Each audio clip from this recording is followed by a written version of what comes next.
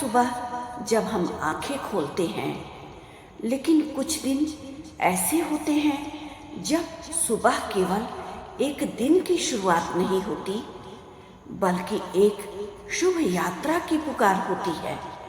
जब जीवन में हर दिशा से विघ्न आने लगे, जब बुद्धि भ्रमित हो जाए, जब कार्य बनते बनते रुक जाएं, तब एक ही दिव्य नाम का स्मरण आता है, विघ्नहर्ता श्री गणेश। पर क्या केवल मूर्ति रख देना पर्याप्त होता है? क्या सिर्फ एक आरती गा देना, भगवान का पूजा कर देना संपूर्ण पूजन कहलाता है? आज के इस वीडियो के माध्यम से हम जानेंगे गणेश स्थापना की शुद्ध विधि, पूजन के गूढ़ रहस्य और वो नियम जो नित्य कर्म जो गणपति की सच्ची कृपा पाने के लिए आवश्यक होता है। तो जुड़िए हमारे साथ, क्योंकि आज का विषय केवल पूजन विधि नहीं है, ये एक आध्यात्मिक अनुशासन है जो जीवन को संवार सकता है। श्री गणेश को प्रथम पूज्य, विघ्नहर्ता और बुद्धिदाता कहा गया है।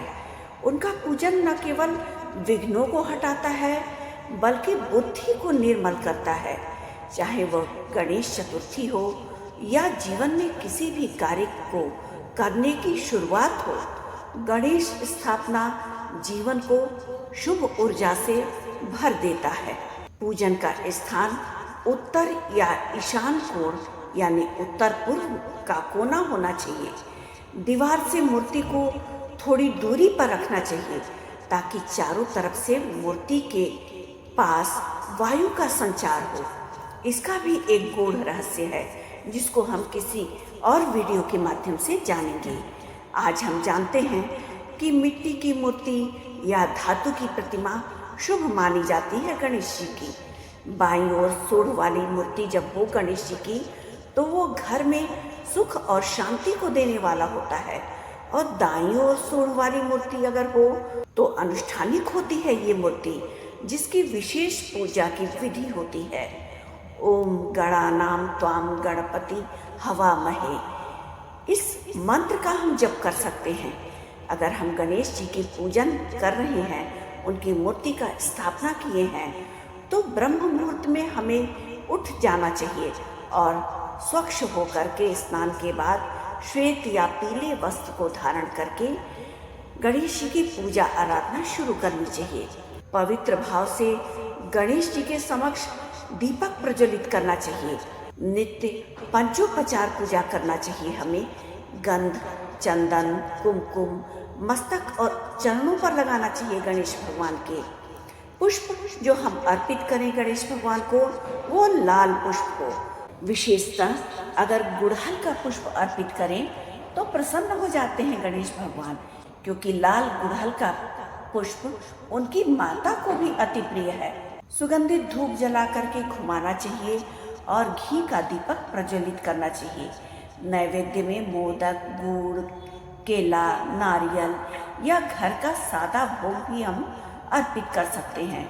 गणेश जी के मंत्रों का जप करना चाहिए। संकट नाशन गणेश स्तोत्र का पाठ अगर हम करते हैं तो हमें रक्षात्मक ऊर्जा मिलती है।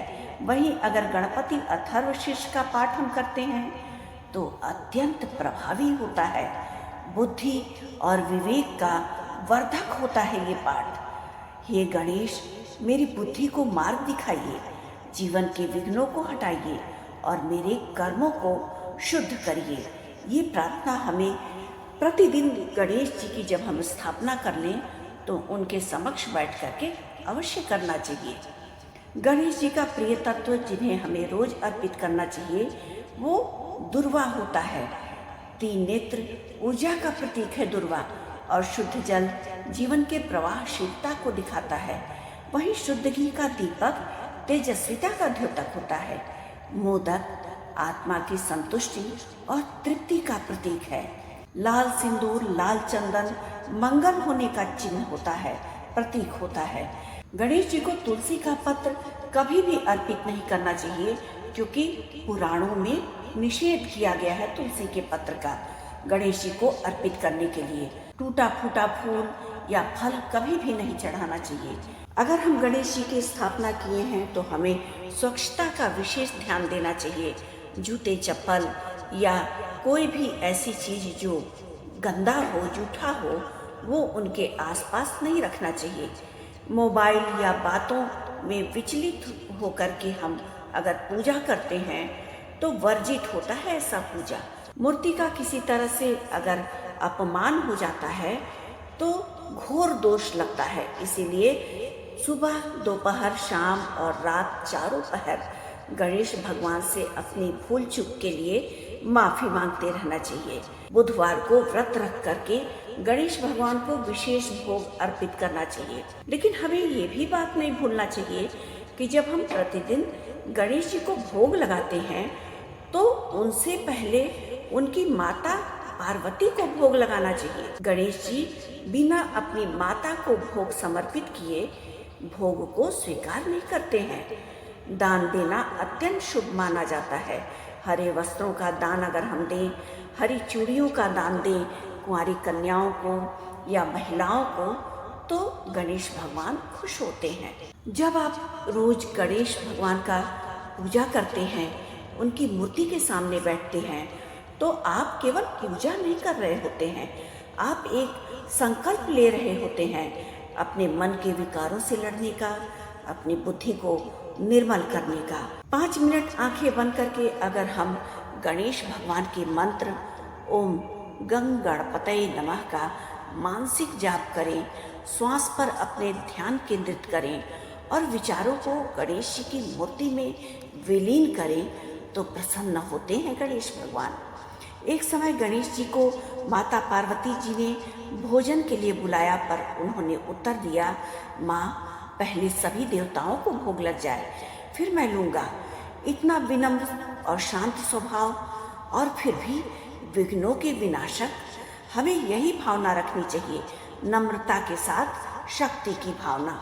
गणपति केवल एक देव नहीं है, एक ऊर्जा है जो हमारे भीतर की अव्यवस्था को सुव्यवस्था में बदल देते हैं। हर दिन उनकी पूजा, हर दिन उनका ध्यान हमारे जीवन को सफल और सार्थक बनाता है।